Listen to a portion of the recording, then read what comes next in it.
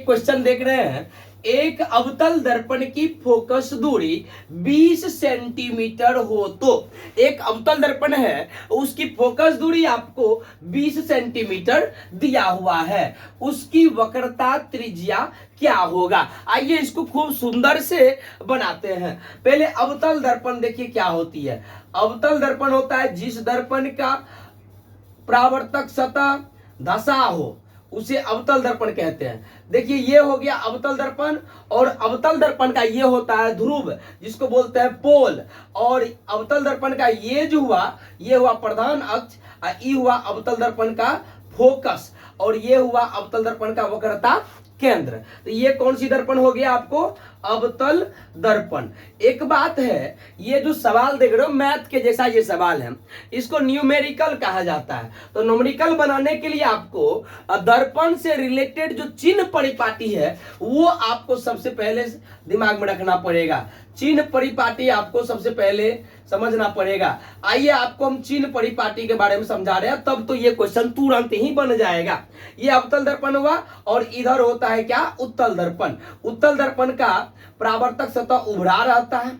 ये देखिए इसका परावर्तक सतह उभरा है, इसका परावर्तक सतह देखिए धसा हुआ है। तो इसका फोकस होता है इधर, वक्रता केंद्र होता है इधर। यानी क्या, आप जब ग्राफ खींचते होंगे तो ग्राफ सब में आप कैसे खींचते हैं? ऐसे रहता है। ये होता है एक्स अक्ष, एक्स एक्स डैश, ये होता है क्या? वाई, तो वाई डैश। तो इधर की दूरी यहां से मूल बिंदु है, मूल बिंदु से उधर की दूरी जितना भी होता है प्लस में होता है, और इधर की जितना भी दूरी है वो माइनस में होता है। फिर देखिए मूल बिंदु से ऊपर की दूरी जितना भी है वो प्लस में होगा, मूल बिंदु से नीचे की दूरी माइनस में होता है। ऐसा आप भी जानते हैं। अब देखिए यहाँ पे होती है क्या, यहाँ पे अवतल दर्पण की बात है।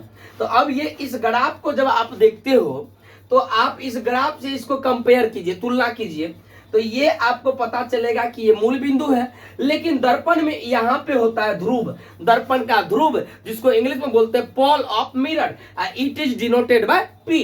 तो ये हो गया आपको पोल, ये पी हो गया। तो दर्पण के ध्रुव और फोकस के बीच की दूरी को दर्पण की फोकस दूरी कहा जाता है। तो यानी ये पी और एफ के बीच की दूरी को कहा जाएगा फोकस दूरी, स्मॉल एफ ना। और उसके बाद दर्पण के ध्रुव और वक्रता केंद्र के बीच की दूरी को कहा जाता है वक्रता त्रिज्या। यहां से यहां तक की दूरी जो है इसको कहा जाएगा वक्रता त्रिज्या, और इसको आर के द्वारा सूचित किया जाएगा। अब देखिए यहाँ पे बात आ रही है क्या कि एक अवतल दर्पण की फोकस दूरी है 20 सेंटीमीटर।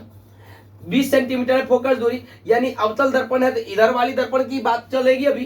तो यहां से यहां तक की दूरी का P और F के बीच की दूरी आपको हो गया कितना? 20 सेंटीमीटर। आइए एक चीज जानते हैं।